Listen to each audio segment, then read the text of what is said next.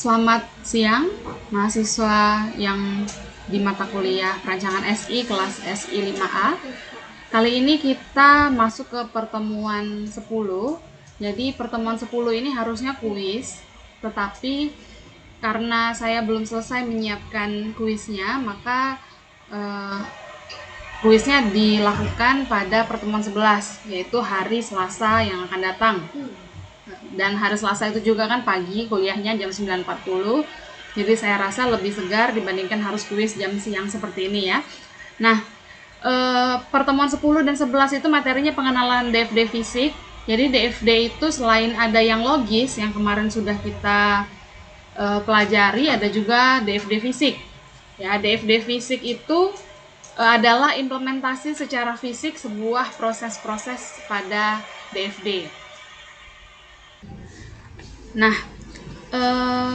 pokok bahasan kita pada hari ini yaitu simbol-simbol DFD fisik, kemudian tujuan perancangan DFD fisik, kemudian berbagai aturan penggambaran DFD fisik, yaitu implementasi arus data dan data store secara fisik.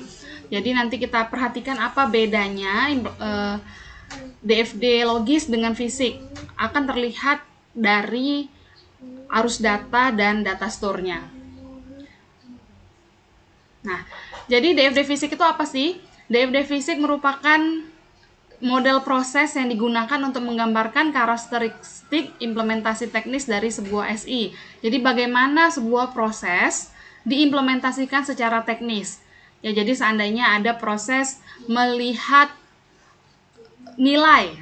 Nah, bagaimana cara melihat nilai? Apakah nilai itu dilihat berdasarkan misalnya ada yang ditempel di di dinding, kemudian Anda lihat, itu kan melihat nilai juga prosesnya. Atau mungkin Anda bisa melihat nilai dari formulir komputer. Nah, formulir komputer pun berbagai macam. Misalnya Anda bisa lihat dari file Excel, Anda bisa lihat dari file Word, Anda bisa lihat dari media internet, misalnya melalui Google Form, atau melalui Google Sheet, atau melalui browser, melalui alamat website tertentu, atau melalui SMS, jadi nilainya di SMS, atau melalui media-media lain. Nah, jadi sama-sama proses melihat nilai, itu proses logisnya, sedangkan implementasi secara fisik yang saya bilang tadi, melalui apa nilai itu dilihat. Nah, itu kalau proses melihat nilai. Kemudian proses mendaftar, misalnya mendaftarkan pasien. Nah, bagaimana prosesnya? Jadi proses logisnya adalah mendaftarkan pasien, tetapi implementasi teknisnya, jadi sehingga ketika kita mau membuat DFD fisik, kita bisa melihat bagaimana sih pendaftaran pasien itu dilakukan. Misalnya pendaftaran pasien dilakukan dengan mengisi formulir tertulis. Jadi datang ke rumah sakit atau ke klinik, kemudian isi formulir tertulis menggunakan pena, menggunakan kertas, itu bisa. Atau bisa menggunakan input melalui file Excel, diketikkan. Jadi kita sebutkan nama, alamat dan sebagainya, kemudian petugasnya yang mengetikkan. Nah, itu implementasi teknisnya berarti diketikkan oleh si petugas itu melalui file tadi, file Excel misalnya. Kemudian bisa juga kita mengisi sendiri menggunakan website melalui antarmuka aplikasi berbasis website. Sama-sama mendaftarkan pasien, tetapi beda caranya. Oke, sampai sini ada pertanyaan nggak? Bisa dimengerti maksudnya tadi? Bisa? Ya, bentar. Saya nih kalau nggak ada yang jawab tuh kayak ngomong sama layar aja ya. Saya mau lihat dulu absensi kamu sebentar. Nah, jadi sama seperti DFD logis, DFD fisik itu menggunakan atribut-atribut yang ada ini. Jadi sama aja atributnya, sama-sama punya proses, sama-sama punya entitas eksternal, sama-sama punya data store, sama-sama punya arus data atau data flow. Tetapi penggambarannya berbeda sedikit saja dibandingkan DFD logis. Karena pada DFD logis tidak terdapat implementasi fisik. Jadi, pada DFD logis tidak ada keterangan bagaimana proses tersebut diimplementasikan. Tetapi pada DFD fisik sudah ada keterangan bagaimana proses tersebut diimplementasikan. Oke.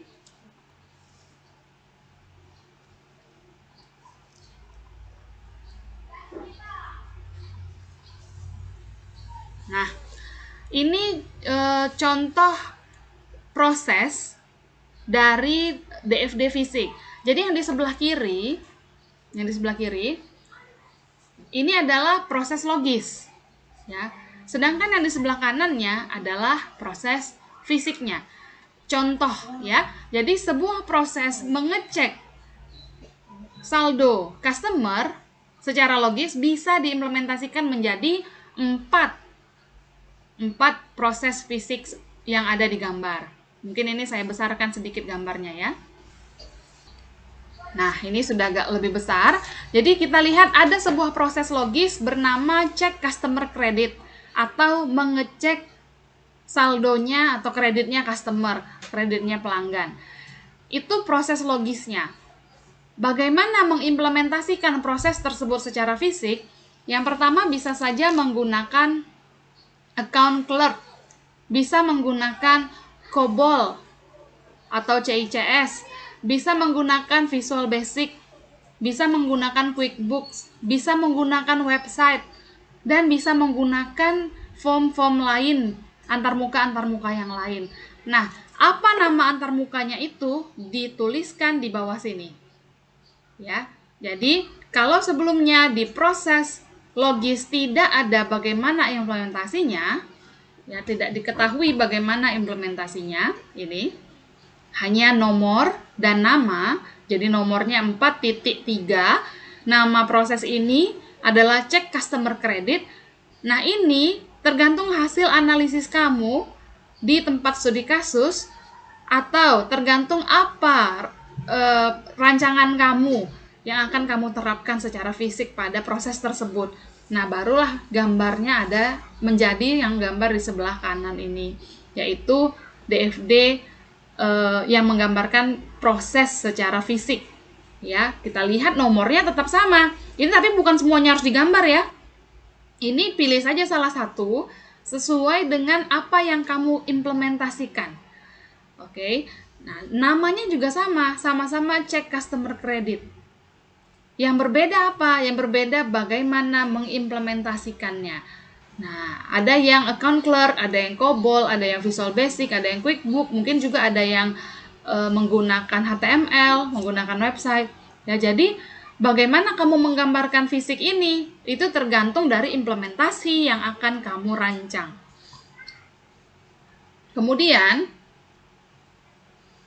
itu proses. Kemudian ini entitas.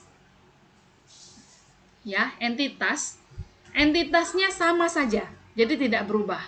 Kalau tadi prosesnya ada perubahan, yaitu bagaimana proses tersebut dilaksanakan. Sedangkan entitas tidak ada perubahan, sama saja bentuknya dengan DFD logis. Kemudian arus data.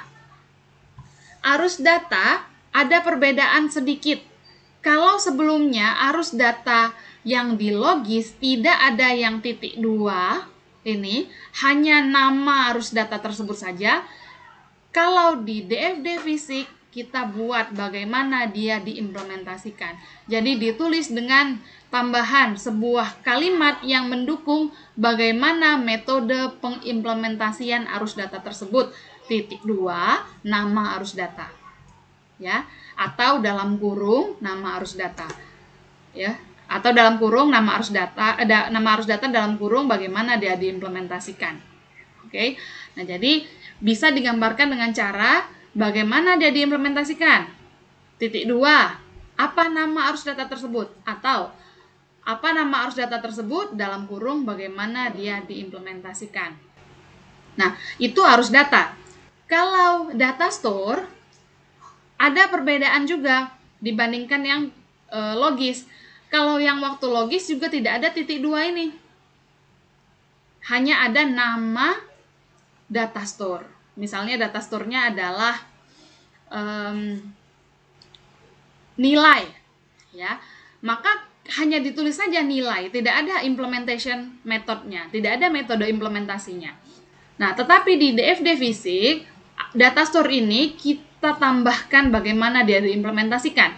Jadi, bisa kita tulis implementation method titik 2 nama data store atau nama data store dalam kurung bagaimana dia diimplementasikan. Contoh, misalnya ini nilai ya, sama-sama nilai, DFD logis, namanya nilai. Bagaimana fisiknya? Misal, MySQL titik 2 nilai atau nilai dalam kurung MySQL.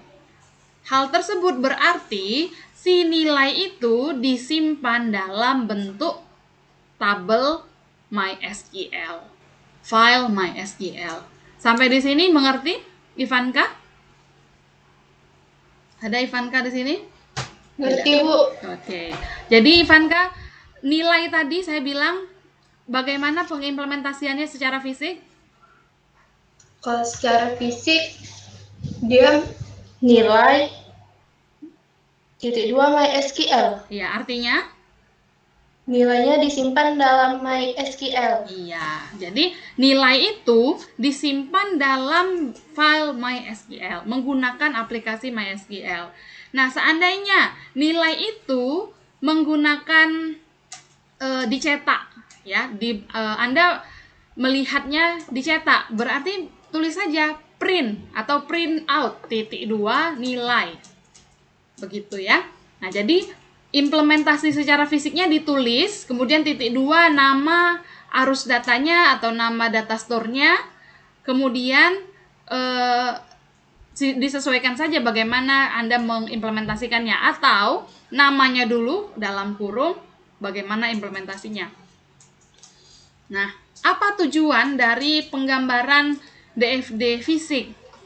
Sebenarnya DFD logis sudah sangat mewakili, sudah sangat membantu dalam proses perancangan ya, dalam perancangan proses-proses yang ada pada sebuah sistem informasi. Jadi secara logis bagaimana diimplementasikan si sistem itu sudah sangat bisa diwakili oleh si DFD logis. Tetapi mengapa kita masih butuh DFD fisik? Agar lebih mempermudah pemahaman terkait bagaimana sebuah proses diimplementasikan. Jadi tidak ada kejanggalan, kebingungan, ini prosesnya dijalankannya bagaimana. Karena tidak semua hal pada sebuah sistem informasi semuanya dilakukan secara terkomputerisasi. Ya. Jadi pada sistem informasi kadang-kadang ada kegiatan-kegiatan yang masih mungkin dilakukan manual. Masih ada yang di print, masih ada yang dicetak, dan tidak semuanya menggunakan satu platform. Kalaupun semuanya terkomputerisasi, belum tentu dia menggunakan satu platform yang sama, misalnya sama-sama website. Contohnya di kampus kita masih menggunakan di akademik ya, sistem informasi akademik kampus MDP. Tidak semuanya berbasis website, ada yang berbasis desktop. Saya menginputkan nilai Anda bisa menggunakan aplikasi desktop. Kalau Anda perhatikan di sebelah ruangan administrasi, ruangan ADM itu ada ruangan dosen yang terdiri dari beberapa komputer kan. Nah, di situ kami biasa menginput nilai. Kalau kami mau langsung input nilai lewat aplikasi itu. Tetapi bisa juga kami menginputkan nilainya dari mana saja, dari browser, ya, menggunakan browser ya, dari mana saja, mau dari rumah, mau dari kantor, mau dari mana, bisa juga menginput, tapi menggunakan browser. Artinya, dari kegiatan menginput nilai saja di kampus kita ada dua platform yang bisa dilakukan. Yang pertama desktop, yang kedua website. Nah, itu tuh tujuan perancangan DFD fisik. Oke. Kemudian Anda juga bisa melihat nilai dari beberapa platform kan di MDP? Iya, Bu. Ya. Lewat apa aja bisa dilihat? Symfony dan Spoon. Symfony dan Spoon. Dari Spoon bisa lihat nilai ya? Nilai tugas. Oh, nilai tugas. Kalau yang nilai akhir? Bisa Tak lihat bisa. di mana? Ya, Anda bisa lihat nilai akhir dari mana aja? Simponi. Dari Simponi dan Dari dosen yang bersangkutan. kamu benar-benar nggak tahu selain dari Simponi? Bisa lihat nilai di mana? Di mesin dekat ADM. Nah, itu tahu ya. Jadi ada cara lain selain dari Simponi, yaitu pakai mesin yang ada di yang ada di depan ADM itu ya. Nah, jadi artinya ada dua cara kan?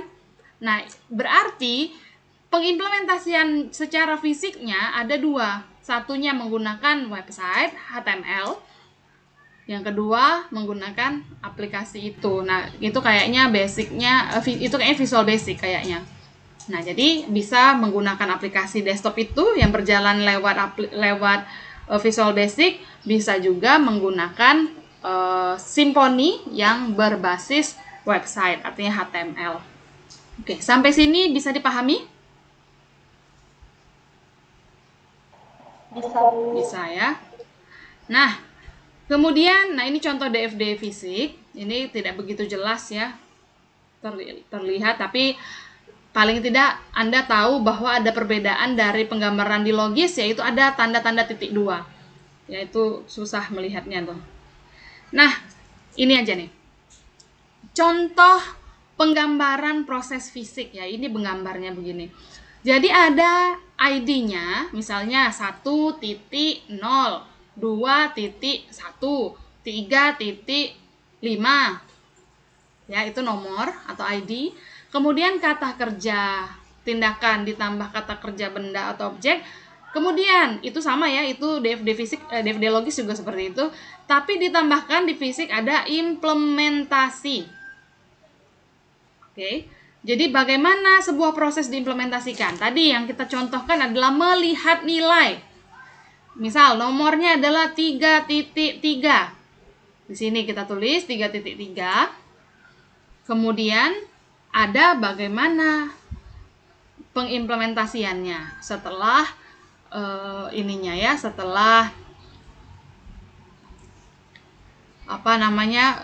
namanya. Nah, jadi kita lihat contohnya.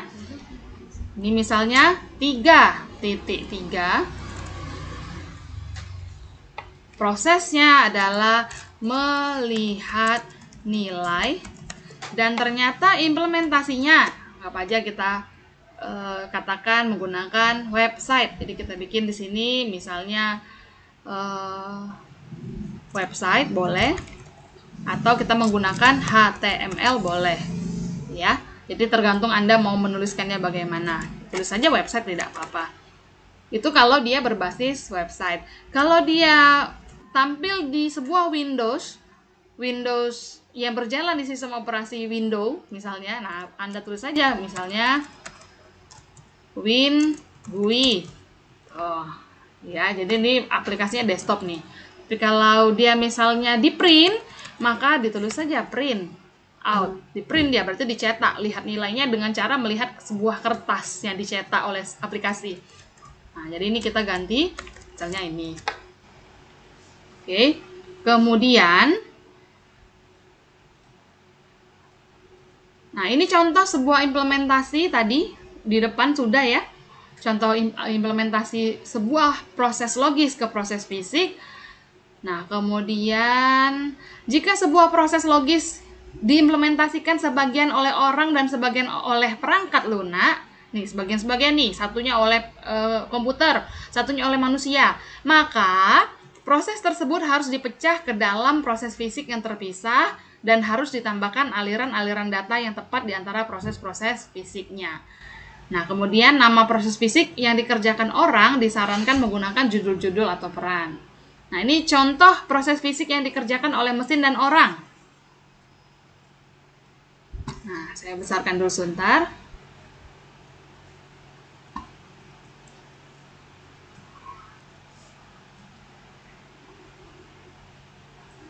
Nah, jadi nama proses logisnya adalah cek customer credit atau melihat kreditnya atau saldonya customer. Ternyata proses ini dilakukan oleh dua tipe entitas, satunya orang, satunya aplikasi, satunya komputer. Kita lihat ada 4.3.a, kemudian ada 4.3.b. Nah, kemudian namanya yang ini cek customer credit, yang ini diubah jadi reconsider credit decision. Jadi dipecah ya. Dipecah proses itu menjadi 2. Nah, ini implementasinya secara menggunakan Visual Basic. Yang ini implementasinya adalah orang atau manusia, yaitu manajer kredit. Ya, si credit manager ini perannya adalah mempertimbangkan keputusan kredit. Sedangkan si Visual Basic ini hanya sebagai tools atau media yang memperlihatkan tentang kreditnya customer itu. Begitu ya. Nah, kemudian, itu tadi proses ya. Kemudian arus data fisik. Bagaimana arus data fisik? Kita harus memperhatikan peraturan-peraturan ini. Implementasi terencana sebuah input ke proses fisik atau output dari proses. Jadi harus kita pastikan bahwa arus data itu berasal dari merupakan input ke proses atau output dari sebuah proses. Sama saja dengan di logis ya. Kemudian perintah database atau tindakan membuat, membaca, memperbaharui atau menghapus data harus digambarkan pada arus data fisik. Impor atau ekspor data ke sistem informasi lain juga harus ditulis pada arus data fisik. Kemudian aliran data antara 2 modul di dalam program yang sama juga harus ditulis. Nah, kemudian ini ada contoh nih. Nah, katanya sebagian besar aliran data dari DFD logis harus dikirimkan atau harus dibuatkan juga DFD fisiknya. Sebagian mungkin digabungkan ke dalam aliran data fisik tunggal yang menggambarkan formulir bisnis, sebagian lain mungkin dipecah, seperti yang tadi ya, dipecah. Nah, aliran data logis contohnya ya, pesanan dapat diimplementasikan dengan form. 1. Bagaimana orang melakukan pesanan? Bisa menggunakan phone. Ya, jadi bisa menggunakan telepon. Halo, saya mau pesan. Artinya dia melakukan pesanan lewat telepon. Yang mencatat tetap si penerima telepon. Atau kita melakukan pesanan sendiri dengan mengakses website. Kemudian kita pesan atau ketikkan pesanan kita di website itu. Artinya pesanan itu sampai ke dalam data store melalui HTML. Atau kita juga bisa menggunakan aplikasi mobile, aplikasi Android misal.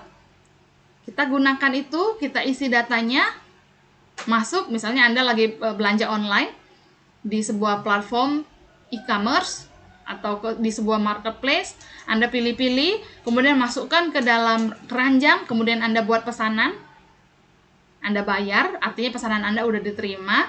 Nah, Anda menggunakan aplikasi marketplace tersebut dalam bentuk mobile apps. Nah, artinya implementasi pesanan di marketplace tersebut menggunakan mobile apps atau berjalan di aplikasi berbasis mobile. Nah, begitu ya. Nah, kemudian ini contoh implementasi arus data logis ke fisik. Jadi bagaimana pengimplementasiannya? Kita lihat satu persatu. Contoh sebuah pesanan bisa diimplementasikan secara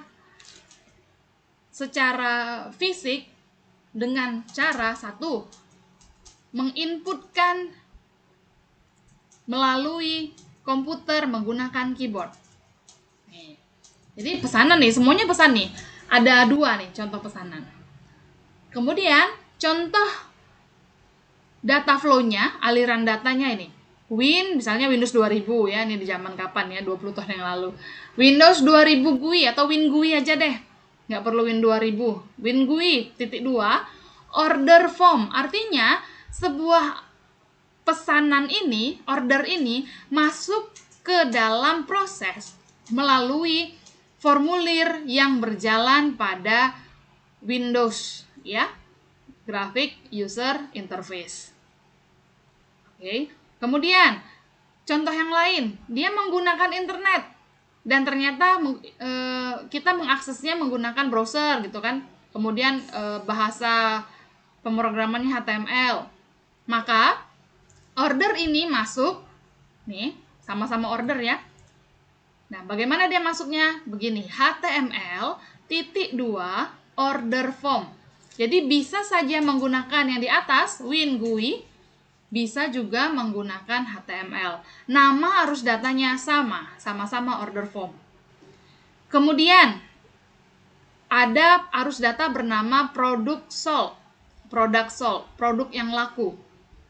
Seandainya kita menginputkannya menggunakan komputer input tetapi tanpa diketik atau keyless, misalnya menggunakan barcode atau QR code, maka tuliskan bagaimana implementasinya. Barcode (2) atau QR code (2) produk UPC.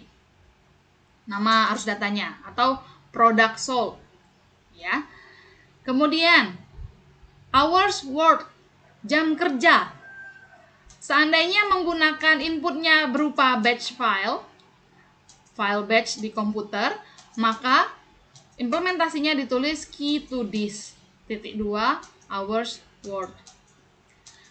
Nah, ini udah berapa nih? Udah order, produk yang laku, dan jam kerja. Udah 3 contoh. Kemudian contoh berikutnya ini analisis equity salary atau gaji. Seandainya dia diimplementasikan dengan di print atau cetakan dari komputer, ya, maka ditulis print out (2) salary equity report. Ya, jadi kita lihat nih bagaimana pengimplementasian dan lihatlah bagaimana penulisannya pada DFD fisik. Nah, ini juga nih online computer output, ditulisnya Win GUI (2) account history. Nah, kalau ini implementasinya adalah memasukkan record baru pada database. Jadi ini create order, nama arus datanya, membuat pesanan. Membuat pesanan ini ternyata adalah memasukkan record baru pada database. Nah, ini ternyata databasenya menggunakan MySQL. Ya, jadi dituliskan SQL insert. Nggak usah MySQL ya. SQL insert saja. MySQL ditulis pada proses. Pada arus data, tuliskan saja SQL insert (2) new order atau order atau create order. Oke, sampai sini mengerti? Bisa dipahami? Mudah-mudahan bisa ya. Nah, kemudian ini contoh implementasi arus data logis ke fisik.